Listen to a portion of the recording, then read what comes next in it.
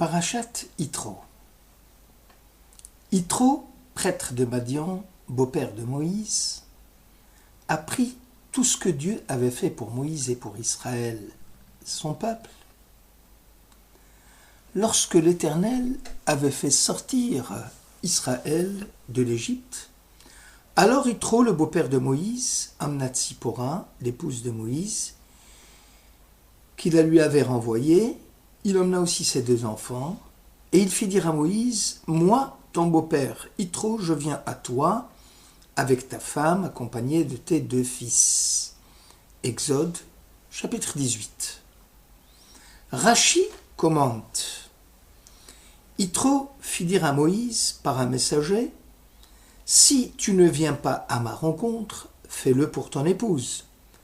Sinon, fais-le pour tes fils. » Moïse alla au-devant de son beau-père. Ce fut un grand honneur pour Yitro, puisque Moïse, en le recevant, fut accompagné de Aaron et de ses fils, ainsi que de tous les notables d'Israël. Ces commentaires rappellent quand même des interrogations. Que semble dire Yitro à son mandataire? Yitro était-il sensible à ce que l'accueil soit triomphal? Pourquoi exiger la présence effective de Moïse lors de l'accueil? De plus, Yitro, quand il parle de ses petits-fils, il parle à la 3e personne. « Je viens à toi avec ta femme, accompagnée de ses 2 fils. » Ne serait-il pas plus judicieux d'écrire « Je viens à toi avec ta femme et tes 2 fils » ? Yitro, bien qu'étranger, eut le mérite de voir une section entière de la Torah porter son nom. Et ce, à la suite, le lendemain, Moïse s'assit pour rendre la justice au peuple, et le peuple se tint debout autour de Moïse, du matin jusqu'au soir. Yitro, voyant comme il procédait à l'égard du peuple, lui dit « Mais que signifie ta façon d'agir envers ce peuple ?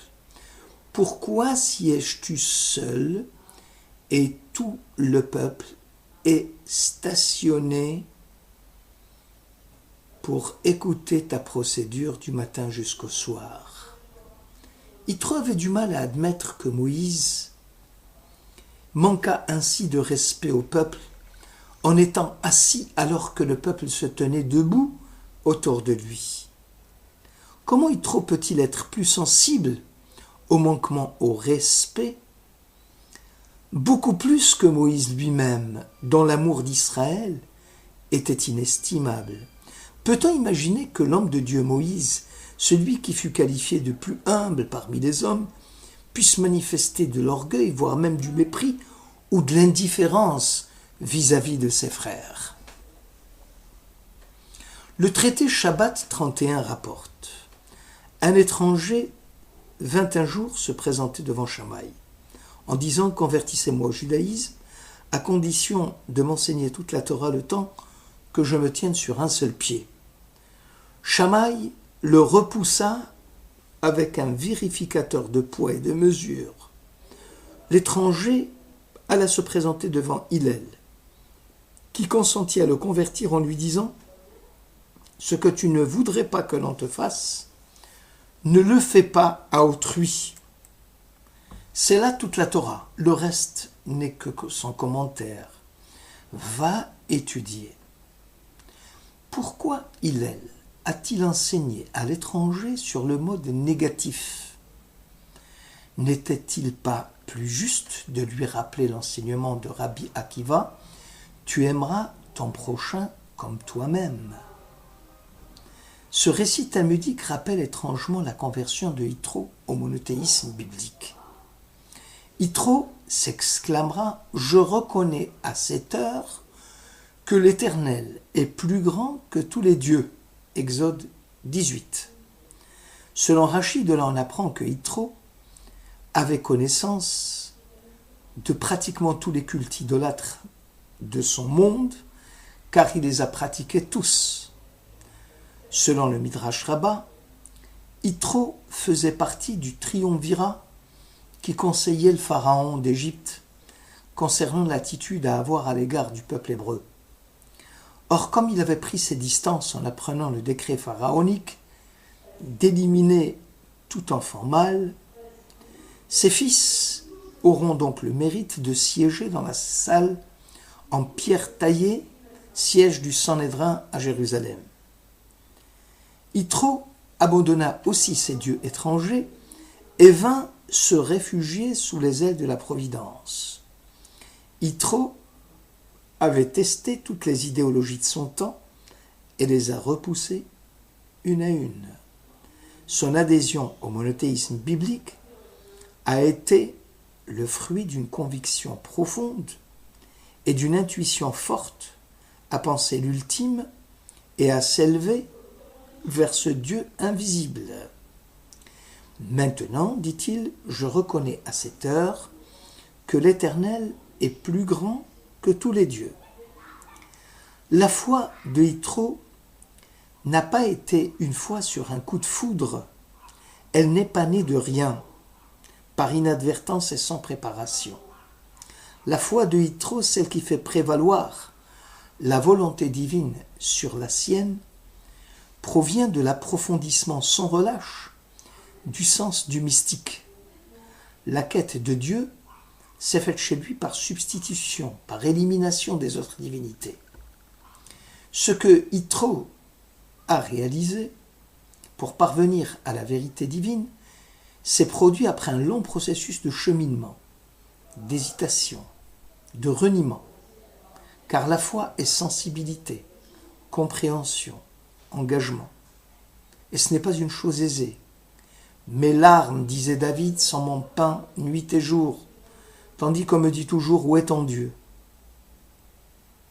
Yitro va affronter l'épreuve de la recherche de Dieu avec courage, avec lucidité, avec sacrifice de sa propre famille. C'est ainsi qu'il va pouvoir saisir quelques lueurs de la présence divine. Il se méfiait de la foi qui se confond avec la bigoterie, l'arrogance, la folie ou la superstition. Dans l'éveil de son intuition religieuse, Yitro prend conscience du fait que Dieu, transcendant, est celui à qui la conscience reste ouverte. C'est la conscience que l'on soit obligé de répondre de notre conduite devant lui. C'est une exigence toujours en suspens, qui saisit l'âme et provoque la réponse chez l'homme. Quelque chose nous est demandé, mais quoi? Qui exprimera en mots, qui nous enseignera la voie de Dieu? Comment savoir si la voie que nous choisissons ou que nous choisirons est celle qu'il désire nous voir suivre? Ce cheminement de la foi est aussi la voie que le gentil avait choisie en demandant à Hillel de le convertir. Il avait une vague intuition religieuse de Dieu, mais il avait besoin d'un credo, d'un dogme, de moyens de s'exprimer et de règles de vie, car la certitude d'être exposé à la présence divine ne se réalise pas seulement par la contemplation esthétique, elle est suscitée par le besoin de vivre une vie, une manière digne de cette présence.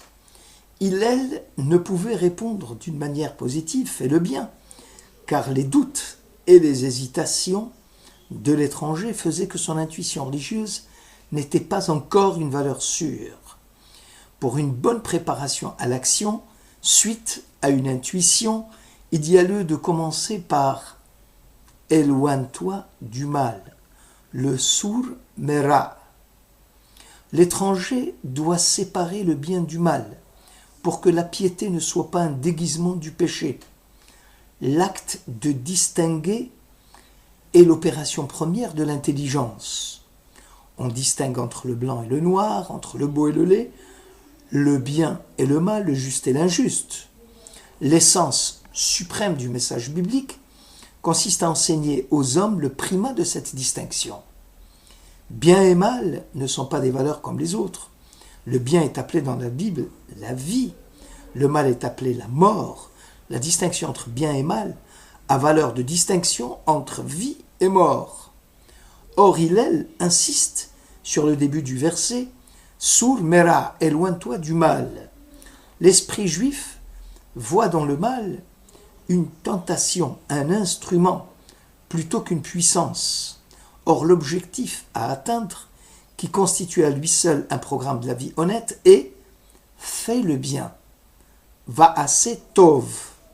La vraie manière de s'éloigner du mal est de faire le bien, d'aimer l'autre comme soi-même. Notre manière d'affronter le problème, c'est la mitzvah, cet acte humble, singulier de servir Dieu, d'aider son prochain, de se purifier soi-même, car la puissance du mal ne peut pas évincer la réalité du bien. Cette approche de la vérité était profondément ancrée chez Yitro. Il avait en lui un sens développé de la critique qui le poussait à extirper toute tentation du mal qui pouvait s'engouffrer dans le bien et le parasiter. Il se rapprocha de Dieu car il avait la volonté de briser les idoles qu'il avait adorées et en tant qu'iconoclaste, il garda intacte cette volonté féroce en lui et la protégera contre toute tentation au mal. Le sens de la critique, qui consiste à opérer des partages, des discernements, à porter des jugements, était très vif chez Yitro. Il était tour à tour censeur et juge, séparant le bon grain de l'ivraie, distinguant le vrai du faux, le bon du mauvais. Yitro ne comprenait pas que Moïse dédaigna à rendre une justice où les justiciables ne sont pas traités respectueusement. Il ne put résister à la dénonciation d'un tribunal qui s'érige en source de loi unique émanant d'un seul homme, fût-il Moïse, l'homme de Dieu. Yitro ne pouvait admettre une juridiction où un homme siège seul pour rendre la justice. Cela s'apparentait pour lui à l'arbitraire, ce qu'il avait combattu toute sa vie durant. Aussi trouve à tenser Moïse, en lui traçant les limites au-delà desquelles il ne peut s'aventurer sans dévoyer la justice elle-même. Or, c'est encore difficile d'imaginer Moïse négligeant à ce point le respect dû au peuple d'Israël et sans qu'il s'en aperçoive. Une partie de cette réponse se trouve dans ce que Rachi écrit à propos du premier verset de la section Vayera, Genèse 18.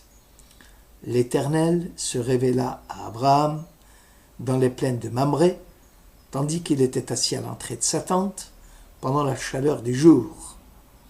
Abraham chercha à se lever. Dieu lui ordonna de rester assis, alors que Dieu demeurait en station debout.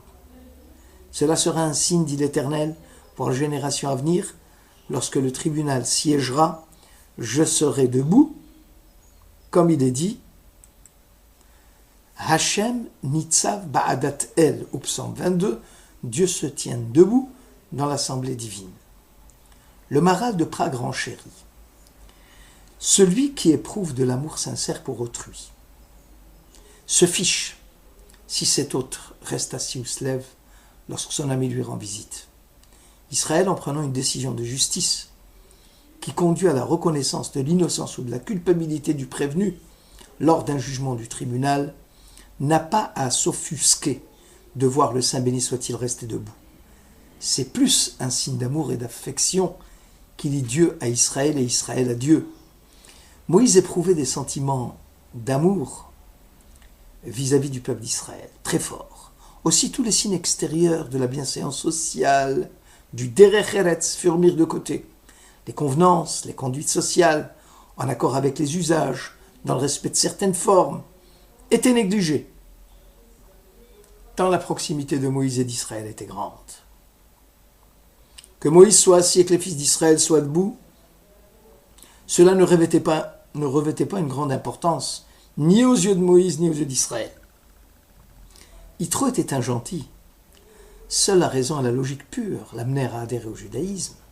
Seule la critique, qui est une forme juridique de la raison, lui avait permis de discerner le monothéisme d'Israël des autres idéologies en cours. Yitro ne pouvait encore soupçonner les sentiments fraternels forts qui rattachaient Moïse à Israël et qui relevèrent plus de l'affection réciproque entre partenaires dans un mouvement de tendresse et d'attachement à des valeurs et à des idéaux jusqu'au désir de s'y dévouer. Plus tard, l'histoire nous enseignera que les disciples de Rabbi Akiva furent décimés car ils oublièrent de pratiquer les règles fondamentales du respect pour autrui. Alors que leur maître prodiguait l'enseignement « Tu aimeras ton prochain comme toi-même », en fait, les disciples n'ignoraient pas les règles de la considération et du sentiment qu'impose la valeur d'une personne et qui conduit à s'abstenir de toute action ou de tout jugement qui pourrait lui porter atteinte.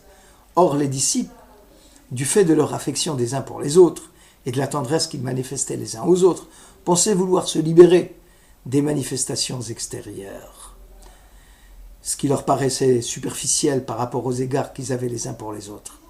Aussi seront-ils sanctionnés, car la loi morale qui commande le respect et qui m'en inspire à l'égard d'autrui, à l'égard de moi-même, ne doit jamais négliger les artifices extérieurs qui fondent le respect même. Le Maharal explique ainsi l'annonce de la venue de Yitro et l'accueil qu'il attendait de recevoir de la part de Moïse et d'Israël.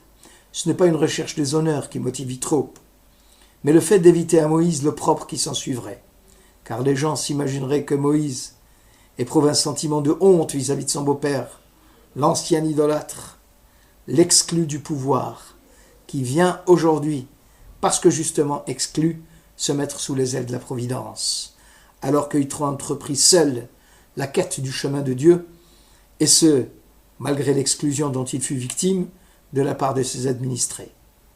Yitro ne voulait en aucun cas être exclu une seconde fois, cette fois-ci de la communauté d'Israël. Aussi veille-t-il à ce que l'accueil qu'on lui réserve soit digne. Shabbat Shalom.